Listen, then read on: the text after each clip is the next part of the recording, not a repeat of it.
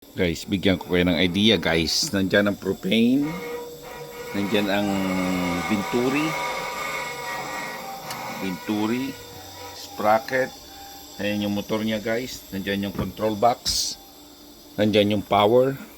Power Ranger. Ayan. Battery.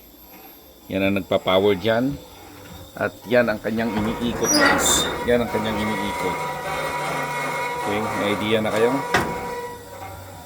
Mabigat yan guys, 70 pounds tapos 50 pounds yan. Yan, kita nyo?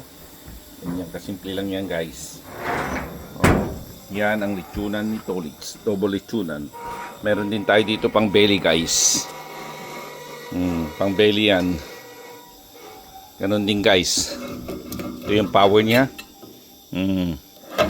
Yan lang, walang kuryente yan guys.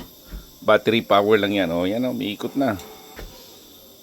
Ganyan ang loob niyan guys. Pakita ko sa inyo. Yan ang loob niyan. Yan ang speed rod niyan guys. Oh, yan ang tambutso niyan guys. Parang truck. Okay.